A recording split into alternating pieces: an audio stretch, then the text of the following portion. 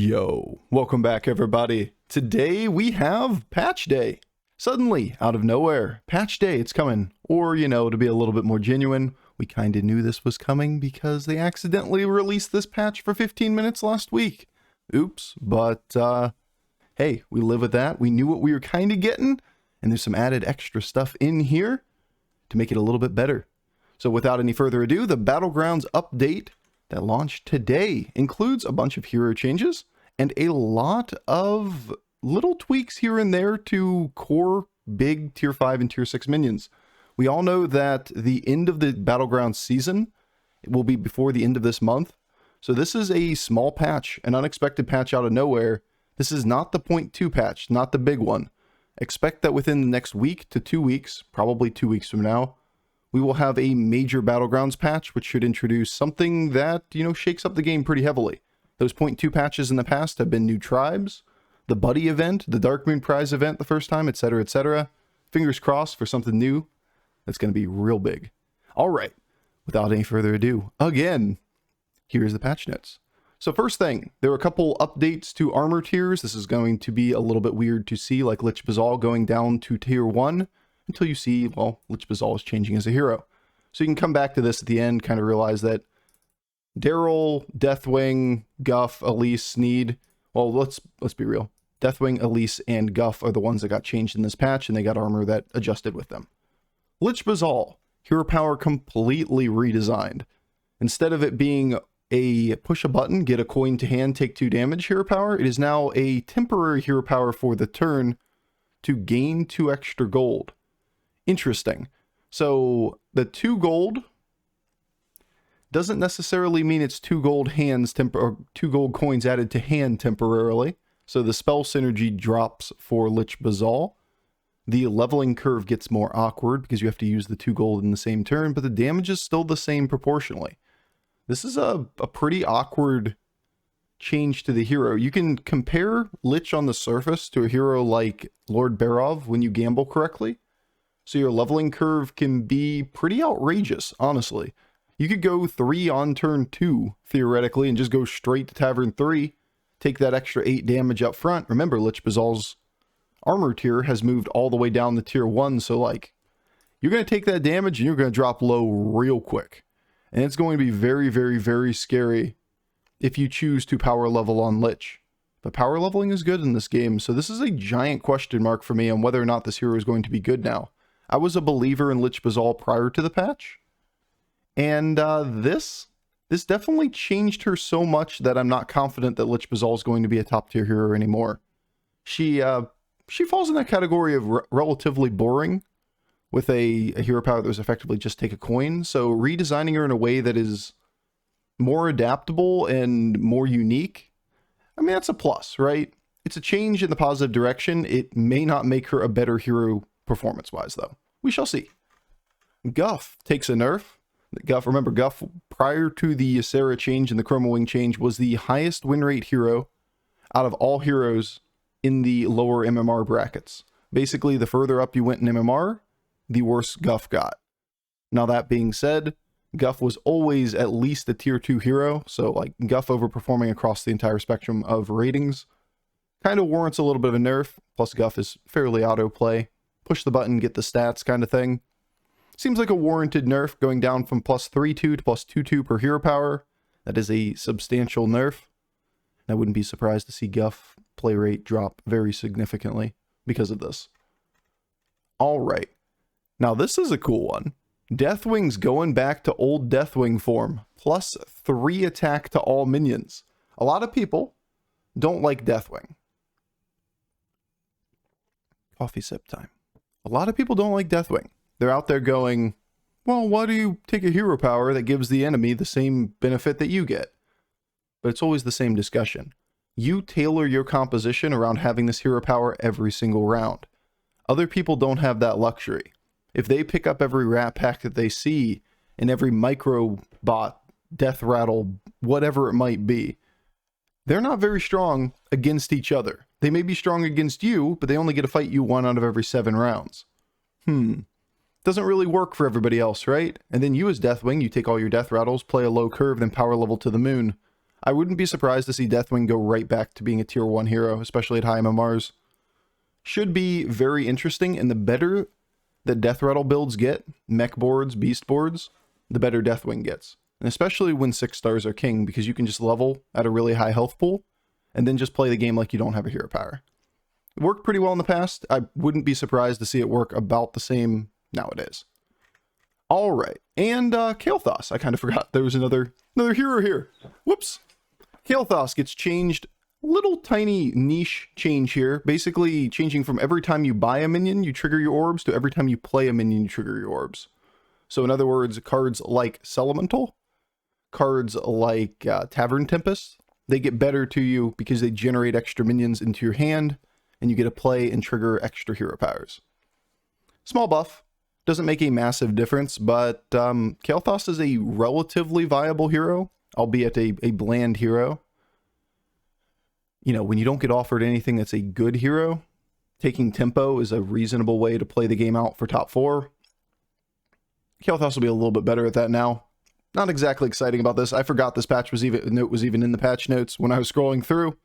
Shockingly, doesn't have that much appeal to me. And the big one, Elise, changing from the old hero power to get the maps that you use to be able to discover a minion of your Tavern Tier every time you leveled up, to now a new hero power completely. 1 cost, discover a minion from your current Tavern Tier. Every time you use that hero power, increase the cost by 1 permanently. So in other words, you can push the button when you're on Tavern 3 and get a 3-star. Then for the rest of the game, that hero power is going to cost at 1 more than it did previously. And if you leveled up to Tavern 4 and push the button again, you discover a 4-star, 5-star, 6-star, etc., etc. There is a ton of theory crafting to be done on this hero right here. I could see the leveling line of going 4-on-4, especially in prize lobbies, being incredibly strong on Elise. You take early damage, you have a little bit of armor to work with too, and then you just recover off of easy, low-cost 4 and 5 stars. Especially in lobbies where 4 stars are really good, or 5 stars are really good. Wouldn't be surprising to see Elise on Tavern 5 by turn 6 in a lot of games. High variance, yes, but the average will be very, very, very, very, very good if that is the case.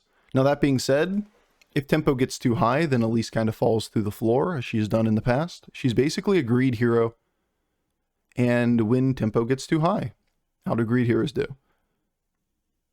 So we'll see. I mean, I think I'm a believer in Elise. I think this will work. I just think it's going to be swingy. You're going to see like 10% 8th place rate, but you're going to see Elise get like a 15 to 20% first place rate. And then a lot of top 4s. So she should be relatively viable. And Sneed. And I guess I should have mentioned Sneed is changing too. This is not fundamentally changed as far as I can tell. New, give a minion Deathrattle, summon a random minion from a Tavern Tier lower. The wording has just been changed on this, as far as I can tell. Summon a random minion from a lower Tavern Tier and summon a random minion from a Tavern Tier lower, just to indicate that it is 1 tier lower than your current tier. Makes sense. Oh, clarifying text change, not functional change. You see, I didn't even see this portion before it. All right, it's just a text change. All right, now the interesting stuff, the big changes.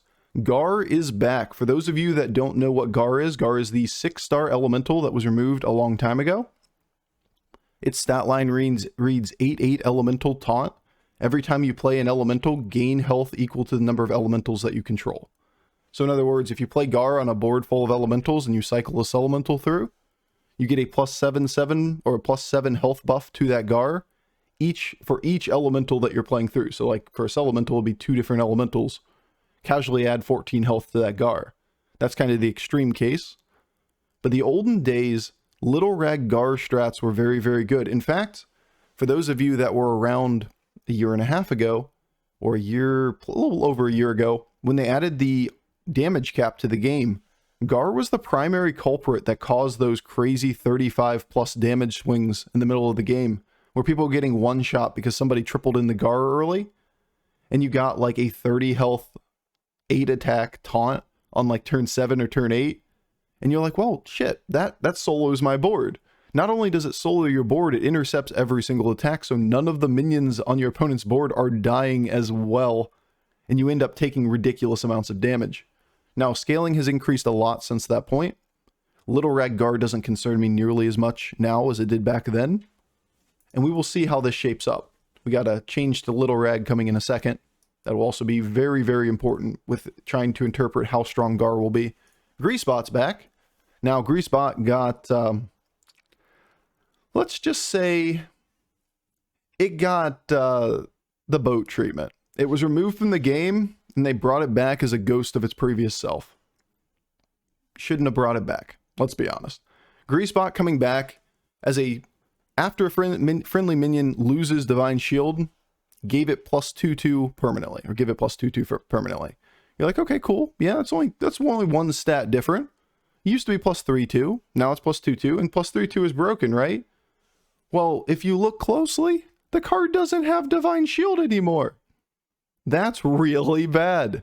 Greasebot is now a 4/7 that scales a little bit on the board, even in the most optimistic scenarios where this thing is hidden behind taunts. It's only scaling your board like 6/6 to 8/8 before it dies on average. And that's with optimistic board states. It cannot scale itself. It's like a glorified Arm of the Empire on Tavern 6. Remember, this card used to be a 4-star originally with a 3/6 stat line that gave +1/2. And people thought it was okay and it got a small nerf. Then it went down to 1/1 and then it was virtually unplayed by anything but George. This is a 6-star that is going to have scaling slightly better than the 4-star equivalent with a slightly higher. Instead of 3/6, it's a 4/7 stat line.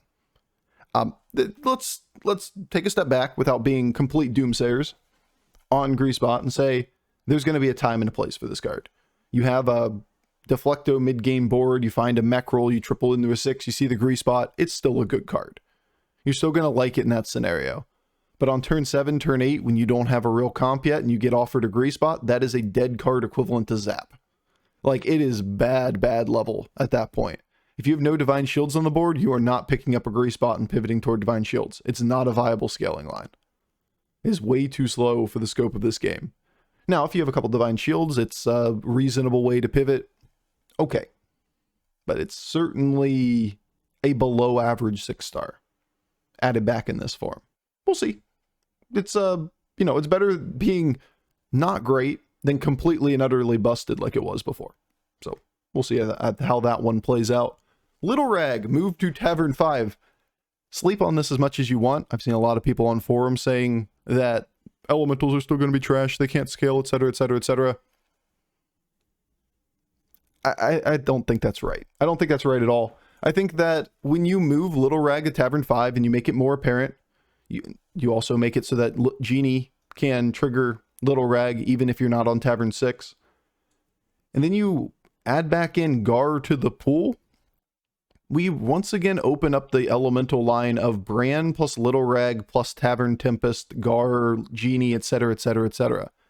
And then, on top of that, if you look at Genie's text change, which is the next change, this is now effectively the Yasaraj hero change, where if you have a full board, the Genie still adds the copy to your hand and then fails to put it on the board. What does this mean? Well, Golden Genie will always give you 2 elementals to your hand, regardless of board space. Baron on the board with Genie will always give you 2 elementals to your hand, regardless of board space, as long as you have hand space, I suppose. And this opens up the meme comps, the good shit. Get a hold of, Golden Baron, Golden Macaw, Golden Genie. Casually trigger that, like, full hand worth of elementals every turn. We're going to make this happen. This meme comp is going to happen, damn it. But if you think about how easy it's going to be, or the additional opportunities to get a hold of extra elementals, and those elementals, even if you aren't on Tavern 6, can now be Little Rags, you can see where this is going. Sure, you'd rather be on 6, you'd rather play with Bran, you'd like to get Tavern Tempest and whatever, but Genie, now being viable with Baron, and having Little Rag as an additional scaling line for every elemental generated, we once again have like a non-Nomi elemental version of the game that can be played by the tribe. Is it going to be competitively statted to beat like Orgazoa high rolls? Probably not. The Orgazoa high rolls are the premium scaling line in this game right now. You get a hold of Orgazoa, you go to 6, you play toward a bunch of those, and then get, Golden Orgazoa, Golden Athys, etc., etc. You're going to outscale this comp. But that being said, it is probably the second fastest scaling line in the game right now, and Naga aren't in every lobby. So there's going to be a time and a place for these elemental lines. I honestly think they're going to be very achievable and pretty consistent if you roll into it quickly. Like, Genie becomes a way better 6-star now. Should be interesting. Chroma Wing. This is the biggest change in the patch. Chroma Wing is now gutted. Goodbye, Chroma Wing Stone. Dragonstone is dead. Ding dong, the dragons are dead.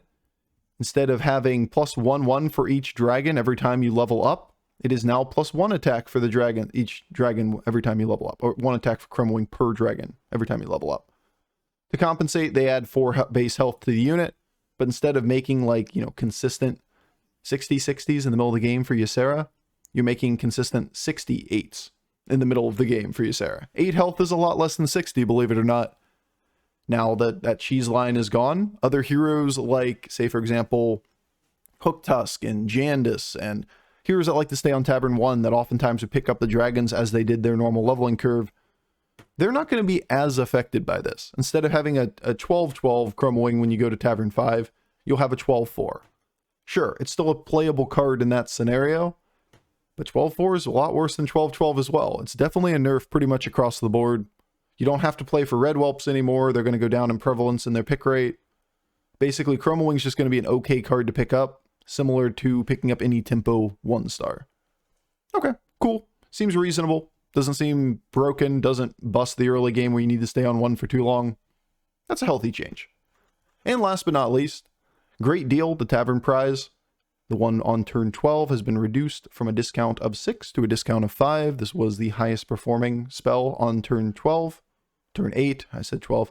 On turn 8, which allowed you to very consistently either level from 4 to 5 or 5 to 6, using pretty much, using only 4 gold or 3 gold to push that level up button, or 2 gold if you're going to 5. Honestly, it's just kind of a busted card when Tavern 6 minions are that strong. To compare this to, like, the gold coin as an equivalent spell on turn 8, you need 5 or 6 previously turns worth of using the coin to make up that same level of economy. But if the game goes to turn 20, Bofer, isn't the coin better? Correct. If you aren't dead by that point, and the game's so fast that getting the discount now is way better than getting more discount later. Interesting change, a good change. Honestly, I would like to see more Dark Moon Prizes changes, or, better yet, remove the system. It'll be gone here in a couple weeks.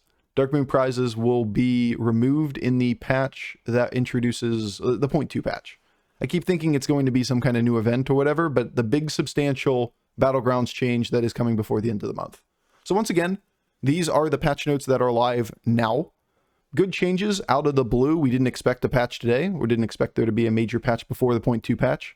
And we still have approximately 2 weeks before the 0.2 patch, which resets the Battleground season and introduces what is going to be the biggest change over the course of the next 4 months. So look forward to that one. It's going to be some nice stuff to play around with here in this patch today. And I'll put out some content again for you guys with the new stuff starting as early as tomorrow. All right, guys, have a great night, and I'll see you again tomorrow. Peace.